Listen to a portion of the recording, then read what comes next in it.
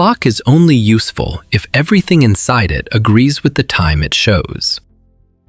Astronomers pointed their instruments at a star known as HD 140283. At first, it looked like exactly the kind of object that should fit neatly into the universe around it. Old, yes. Unusual, perhaps, but still part of the same cosmic history as everything else. Then the measurements arrived. The number attached to the star was so extreme that it created an immediate problem. HD 140283 did not merely look ancient, it appeared uncomfortably close to the age of the universe itself. Picture what that means in practical terms. The universe is supposed to be the clock. Everything inside it is supposed to fit somewhere on that clock's timeline. Yet here was a star pressing against the very limit of that timeline, as if it had been present almost from the beginning. That changed the situation completely. This was no longer just an unusually old star. A trusted cosmic clock and a real object in the sky were no longer sitting comfortably together. And if the age of the universe is known, one question becomes impossible to ignore. How can a star appear old enough to challenge that certainty? The obvious explanation is that something went wrong. A measurement was taken, a number came out, and that number created a contradiction. That happens. Instruments can be corrected, assumptions can be adjusted. A surprising result can disappear once the data improves. So the attention turned back toward HD 140283. The star was observed again. Distance estimates improved. Independent analyses examined the same object from different directions. Each step created an opportunity for the tension to fade. Instead, the star stayed where it was, not physically in the sky, on the timeline, again and again. HD 140283 continued to appear among the oldest stars ever studied. The exact details could shift, but the larger picture refused to cooperate with the simplest explanation. That changed the nature of the problem. A mistake is comforting because it offers an exit. Find the error, correct it, and move on. But each new observation removed a little more confidence from that escape route. The contradiction did not vanish, it survived. Now the pressure was no longer coming from a single surprising measurement. It was coming from the fact that repeated attempts to make the star fit comfortably inside the timeline never fully removed the tension. The star remained old. The uncomfortable part was that the weakness no longer seemed obvious. If the measurements were not clearly broken, then something else was carrying the strain, and it was not yet clear what that was. For a while, the situation begins to look manageable. Researchers start examining the places where an age estimate can shift. Distance matters. The composition of the star matters. The models used to describe how a star changes over time matter.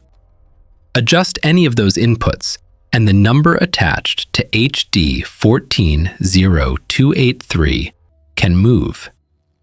That changes the atmosphere immediately. The contradiction no longer feels like a hard wall. It starts looking more like a technical problem. A complicated one, certainly, but still the kind of problem that improves as measurements become more precise and assumptions become more refined. There is a visible path forward. If the distance can be measured more accurately, the estimate can improve. If the composition is understood more clearly, the estimate can improve. If the stellar models become better, the estimate can improve. One by one, mechanisms appear that could reduce the tension. The star itself has not changed. What changes is the confidence that the conflict may be temporary. The timeline no longer seems trapped by an impossible object. Instead, HD 140283 begins to look like a difficult calculation sitting at the edge of current precision. And for the first time, it becomes reasonable to believe that improved data will eventually bring everything back into alignment. The problem appears solvable. The only lingering detail is that the star never completely disappears from the conversation. The expected ending never arrives.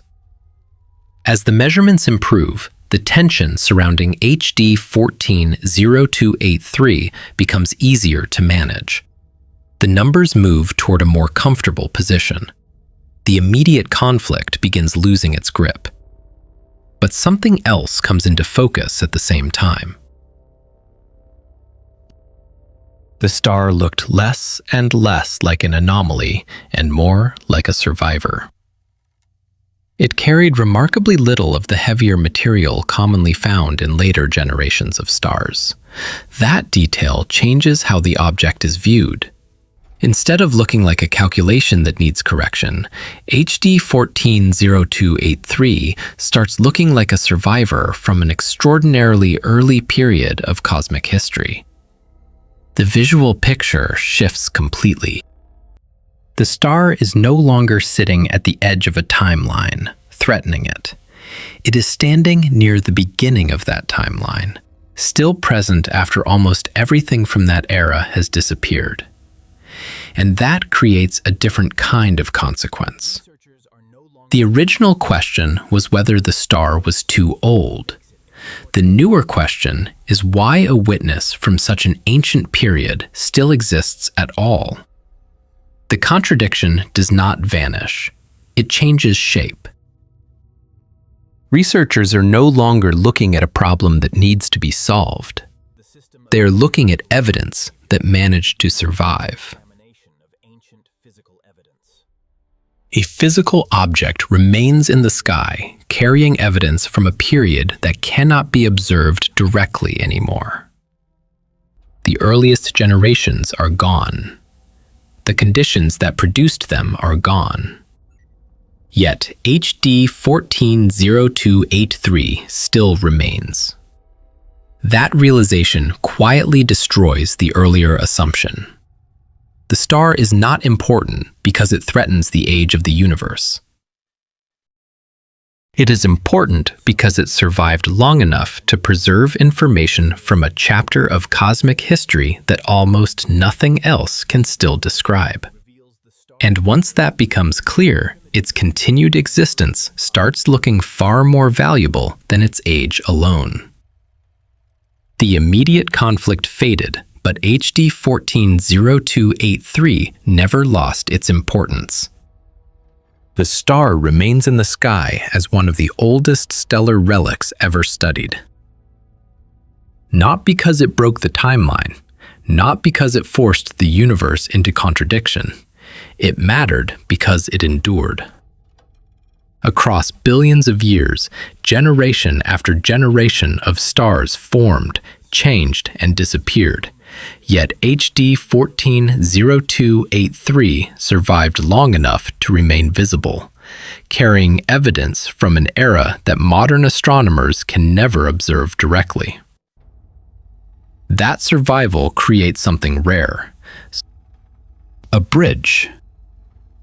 Researchers reconstruct the history of the universe using observations, models, and physical evidence. But reconstruction is strongest when a surviving witness still exists to test the result. HD 140283 provides exactly that opportunity. The final lesson is not that the timeline failed.